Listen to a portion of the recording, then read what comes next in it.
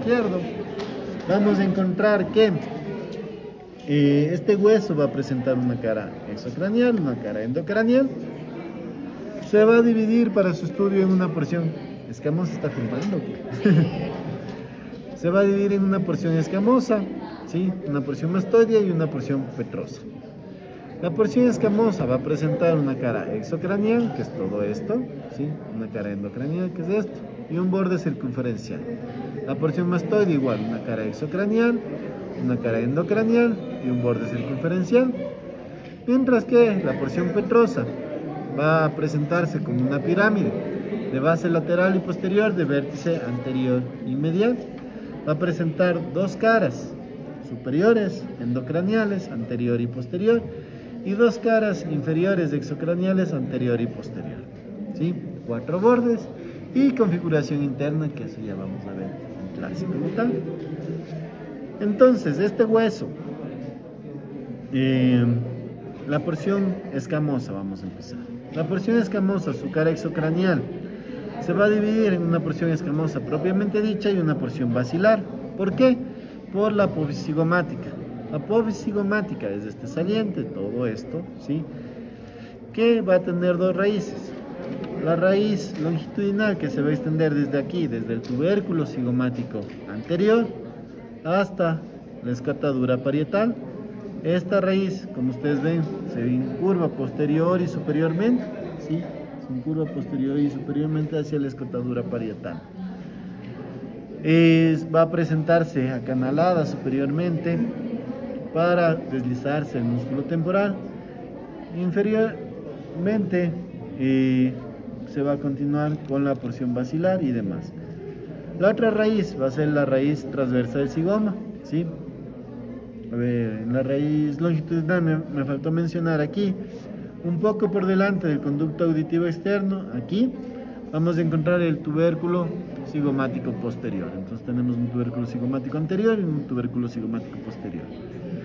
Aquí del tubérculo cigomático anterior, que decíamos que parte de la raíz longitudinal para un lado, transversalmente vamos a tener la raíz transversa del zigoma, también conocida como cóndilo del temporal.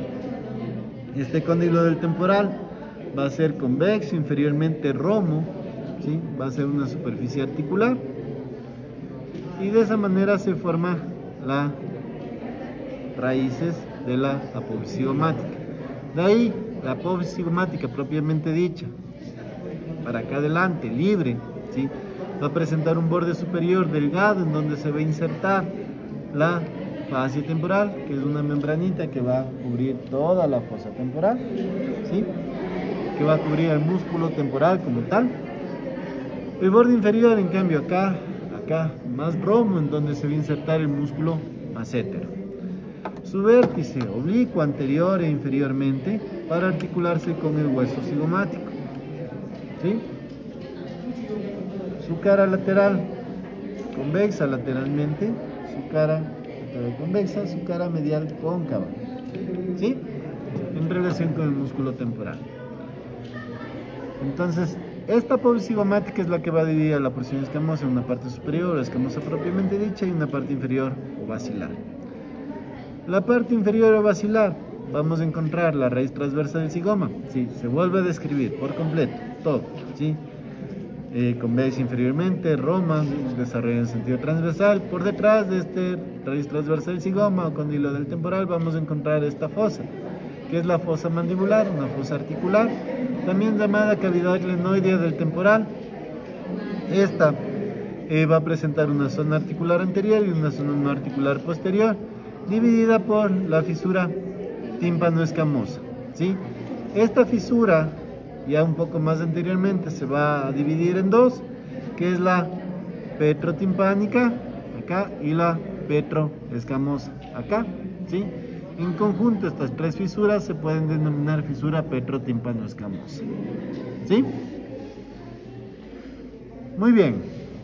De ahí, anteriormente a la raíz transversa del zigoma, vamos a encontrar esta zona triangular, que va a formar parte de la fosa infratemporal y donde se va a insertar el músculo pterigoideo externo. Entonces, aquí, todo esto es la fosa infratemporal, ¿sí? Hasta esta parte de acá, más honda, ¿sí? Aquí se llama el trasfondo de la fosa infratemporal, pero en sí todo esto es la fosa infratemporal.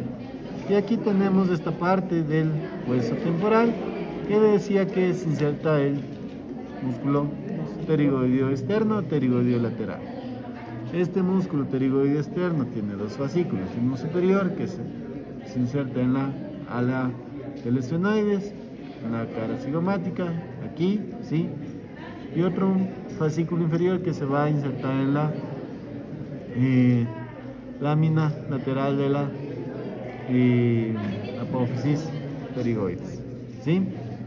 Eso deben estar bien claros desde ya para que después no se estén confundiendo. Entonces, todo esto, inserción del músculo pterigoideo lateral. ¿Estamos? Muy bien, esa es la porción basilar. La porción escamosa propiamente dicha, aplanada de superior a inferior, de lateral a medial, ¿sí? Va a formar parte de la fosa temporal, que es todo esto, ¿sí? Y va a dar inserción al músculo temporal. ¿Ya? La cara endocraneal va a presentar surcos para la arteria meningia media, impresiones digitales, eminencias mamilares. Fácil. ¿Sí? El borde circunferencial es el que va a separar a la cara endocraneal de la cara exocraneal.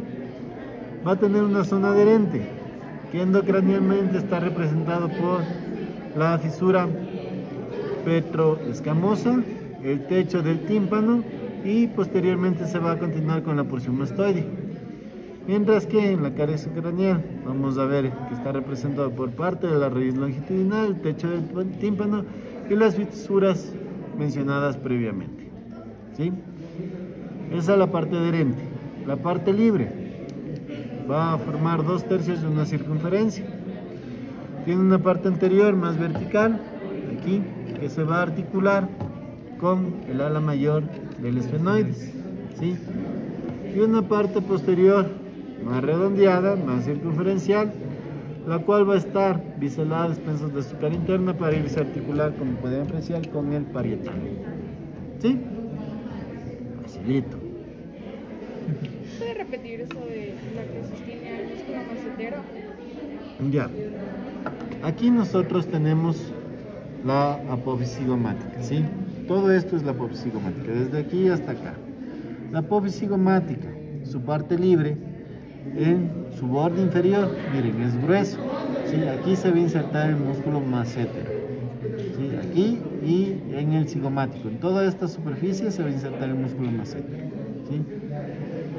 Yo estoy con las manos sucias, pero aquí obviamente se va a insertar, va a estar articulada la mandíbula. Entonces el músculo macétero va desde aquí, ¿sí?, hasta la cara externa de la mandíbula. Entonces viene desde aquí, desde la apófisis cigomática hasta acá, del ángulo mandibular, ¿sí? Entonces al contraerse genera elevación de la mandíbula.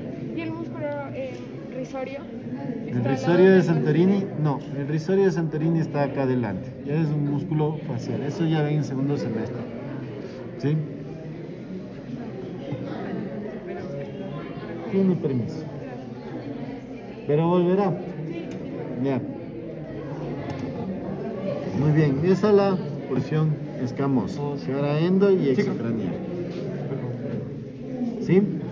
La porción mastoidea es esta parte posterior, ¿sí? Es la parte más posterior e inferior del hueso. Esta porción mastoidea va a tener una cara exocraneal y una cara endocraneal. La cara endocraneal, impresiones digitales, eminencias mamilares, este gran surco que es el surco del seno sigmoideo y el agujero mastoideo, ¿sí? Mientras que la cara exocraneal vamos a encontrar una zona cribosa retromeática en donde tenemos múltiples agujeros para el paso de elementos vasculares. Vamos a tener el agujero mastoideo, ¿sí? Vamos a tener aquí en la zona posterior superior inserción del vientre occipital del músculo frontooccipital, el esternocleido mastoideo y el esplenio, ¿sí? Mientras que en su parte inferior, ¿sí?, miren, tenemos un saliente que se dirige inferior y lateralmente, ¿sí?, inferior y lateralmente, es la apófisis mastoides.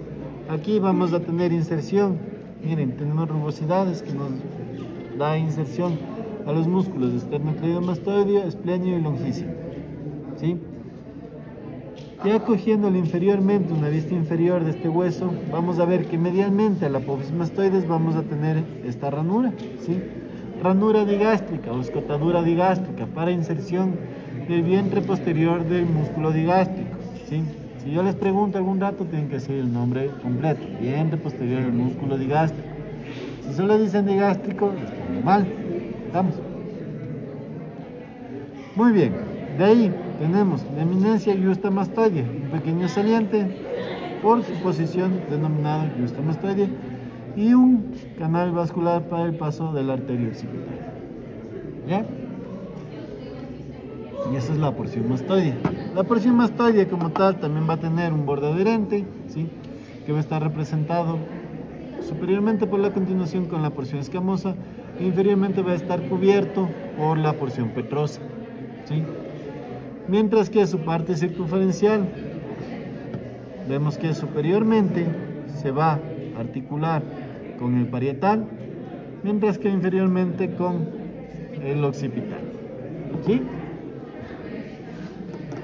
Y eso es todo del porción ¿Puedes repetir el mastoidea. nombre que nos dijo del digástrico? Vientre posterior del músculo digástrico, Ah, ya. ¿sí? Vientre posterior del músculo digástrico. Y si ponemos vientre posterior del digástrico, ¿está mal? Sí, está bien. Vientre posterior del digástrico está bien, ¿sí? Vientre posterior del músculo digástrico. Ya para vender hay una palabrita. Ya esta vez se les dificulta de inicio, pero ya después Pero sí debe fluye haber nomás. profesores que quieren todo, ¿no? O sea, con músculo digástrico. Verá, cuando daba clase de anatomía un doctor que era cirujano,